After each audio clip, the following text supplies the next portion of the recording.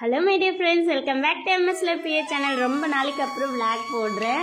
So நிறைய issues அதெல்லாம் தாண்டி நியூ இயர் அதுமா ஃப்ரெஷ்ஷாக நியூ இயர் நம்ம தொடங்கலாம் அப்படின்னு சொல்லிட்டு வீட்டுக்கிட்ட ஒரு கோவில் இருக்குது. ரொம்ப இருட்டில் போயிருப்போம் ஃப்ரெண்ட்ஸ், பாருங்கள், பயப்படவே மாட்டேன். ஸோ காலையில் எழுந்த உடனே கோலம்லாம் அழகாக வீடு ஃபுல்லாக வீட்டை தொடச்சிட்டு போட்டாச்சு. அதுக்கப்புறம் சாமியோடைய இடத்துலலாம் அழகான கோலம்லாம் போட்டுட்டு அதுக்கப்புறம் கேஸ் எல்லாம் நல்லா நீட்டாக கழுவிட்டு தரையெல்லாம் ஒரு தூசி கூட இல்லாமல் இந்த 2 குட்டீஸையும் வச்சுட்டு சூப்பராக க்ளீன் பண்ணியாச்சு. அப்புறம் பாப்பாவை மட்டும் குளிக்க வச்சாச்சு. தம்பி அதுக்கப்புறம் தான் குளிக்க வச்சேன்.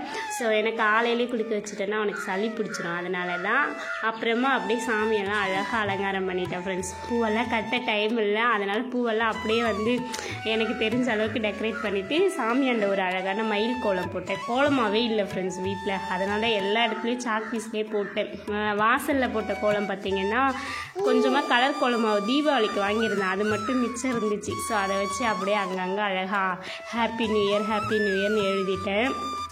வாசல் பார்த்திங்கன்னா எப்படின்னா அங்கங்கே சிமெண்ட்டாக இருக்குது ஃப்ரெண்ட்ஸ், கோலமே போட முடியல. எங்கள் ஊர்லெலாம் அழகாக இருக்கும், மண்ணில் சாணி தெளித்து கோலம் போடுவோம். இங்கே பாருங்கள், கோலம் போடவே வசதியாகவே இல்லை. அந்த மாதிரி வீட்டு வேலை செய்கிறாங்க, ஒழுங்காகவே செய்ய மாட்டுறாங்க, கடுப்பாக இருக்குது. ஸோ அப்படியே தரை எப்படின்னா கொஞ்சம் இடத்துல சிமெண்ட்டு, கொஞ்சம் இடத்துல தரை அப்படி இருக்குது. அப்படியே வீட்டுக்கு வெளியில் அழகாக ஒரு கோலம் போட்டாச்சு. வீடு இயற்கைக்கு பக்கத்தில் தான் இருக்கும், என்னை ஃபாலோ பண்ணுறவங்களுக்குலாம் தெரியும். ஸோ இது பார்த்திங்கன்னா ஒயிட் கோலமாகவே இல்லை, 3 கலர்ஸ் தான் இருந்துச்சு. அதை வச்சு முடிஞ்ச அளவுக்கு ஒரு அழகான கோலம் போட்டேன். அதுக்கப்புறம் காலையில் சாம்பார், சிக்கன் கிரேவி, மீனெல்லாம் வறுத்துட்டு பாயாசம்லாம் செஞ்சாச்சு ஃப்ரெண்ட்ஸ். இவ்வளோ தான் இன்றைக்கி நான் செஞ்சுருந்தேன்.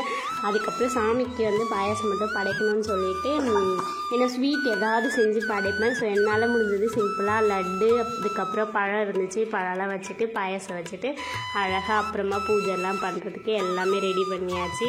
ரெடி பண்ணிவிட்டு அதுக்கப்புறம் நாங்கள் கோவிலுக்கு போயிருக்கோம் ஃப்ரெண்ட்ஸ். இனிமேல் தான் விளாக் ரொம்ப சூப்பராக இருக்க போகுது. கோவிலுக்கு கிளம்புறோம் ஃப்ரெண்ட்ஸ். அதை மட்டும் பாருங்கள் மறக்காமல், எந்த அளவுக்கு இன்ட்ரெஸ்டிங்காக இருக்குன்னு சொல்லி. ஏன்னா இருட்டாகவே ஆகிடுச்சு, கோவிலுக்கு போகலாம். வீட்டு பக்கத்தில் தான் இருக்குது, இருந்தாலும் நைட்டில் இங்கே சுற்றி ஆட்களே இருக்க மாட்டாங்க. கொஞ்சம் அந்த வீட்டு பக்கத்தில் இருக்க கோயிலுக்கு போகிறதுக்கே கொஞ்சம் பதட்டமாக இருந்துச்சு. இருந்தாலும் சாமிக்கு கண்டிப்பாக போய் பாயாசம் வச்சு படைச்சிட்டு வரணும் அப்படின்றதுக்காகவே வீட்டில் பூஜை பண்ணிவிட்டு அதுக்கப்புறமா கோயிலுக்கு கிளம்ப ஆரம்பிச்சாச்சு. பூஜை பண்ணும்போது தம்பி அவருக்கு தெரியுது சாப்பிட்ற பொருள்லாம் எது அப்படி சொல்லிட்டு பாயாசத்தை கேட்டுக்கிட்டே அதை பார்த்து சத்தம் போட்டே இருந்தான். பாப்பா பெல் அடித்தா அப்படியே நான் சாமி கும்பிட ஆரம்பிச்சிட்டேன். ஸோ இந்த மாதிரி தான் விளாக் போயிட்டு இருந்துச்சு.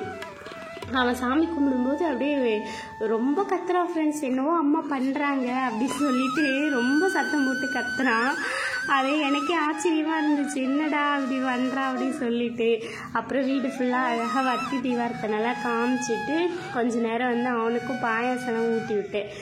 வெளியில் பாருங்கள், இப்போ கொஞ்சம் இருட்டாகவே ஆகிடுச்சு. ஸோ மார்னிங் இந்த வேலையெல்லாம் செய்கிறது, குழந்தைங்கள வச்சுட்டு தனியாக செய்கிறது உண்மையாலுமே ரொம்ப கஷ்டம். பார்க்கறதுக்கு என்ன சிம்பிளாக இருக்கலாம், பட் ஆனால் பசங்க ரொம்ப சேட்டை பண்ணுவாங்க. அவங்கள வச்சுக்கிட்டு எல்லாமே செய்யணுன்றது ரொம்ப கஷ்டம். அதனால சாரீ கூட சரியாக கட்ட முடியல, அப்படியே ஃபோல்டிங் மாதிரி நான் பண்ணி விட்டுக்கிட்டேன் ஃப்ரெண்ட்ஸ்.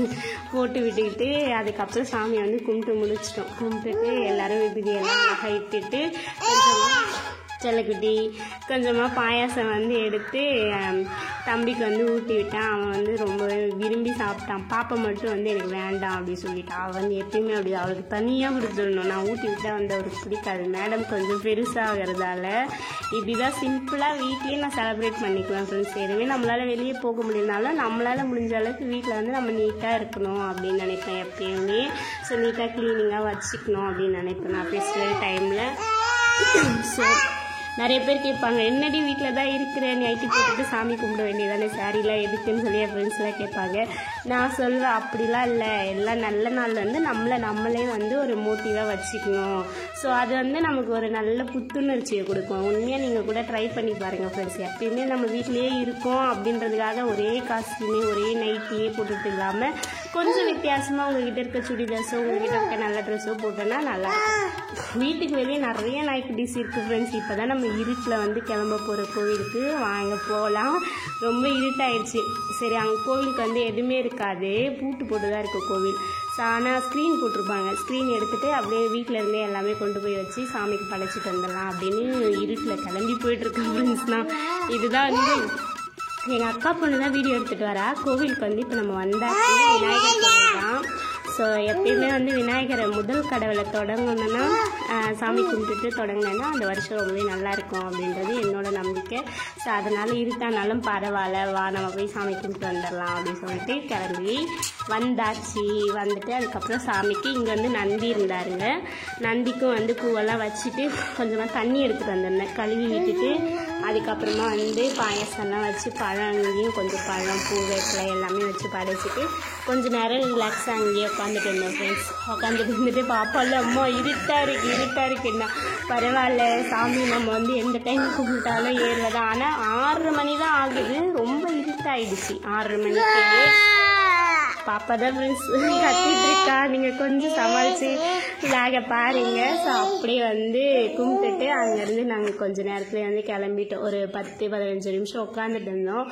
பார்த்தா ரொம்ப சுற்றி முற்றி இருட்டாக இருந்துச்சு, எங்களுக்கே ஒரு மாதிரி இருக்குன்னு சொல்லிட்டு அதுக்கப்புறம் சாமியை நல்லா வேண்டிக்கிட்டு அங்கேருந்து கிளம்பியாச்சு. உட்காந்து ஒரு 2-3 ஃபோட்டோஸ்லாம் எடுத்துருக்கோம். தம்பி வந்து அப்படியே ஜாலியாக வேடிக்கை பார்த்துட்டு இருந்தார். வேடிக்கை பார்த்துட்டு இங்கேயே வந்து அவர் பாயசம் கேட்டுட்டு இருந்தார். பாருங்கள், திரும்பி பாயசத்தை தான் பார்ப்பான். அப்புறம் சரி கொஞ்சம் ஓகேன்னு சொல்லி அங்கேருந்து எடுத்து தம்பிக்கு ஊட்டி விட்டாச்சு. ஊட்டி விட்டுட்டு அதுக்கப்புறம் அழகாக பாப்பால மம்மி நம்ம இங்கே இருக்கலாம்டா, வேணாம்மா வீட்டுக்கு போகலாம் அப்படின்னு சொல்லிட்டு அவளுக்கு வேப்பிலை கையில் உடச்சி கொடுத்துட்டு நான் அதை வச்சுக்கிட்டே விளையாடிட்டு வந்துட்டு இருந்தா. அதுக்கப்புறம் ரிட்டன் திரும்பியாச்சு வீட்டுக்கு.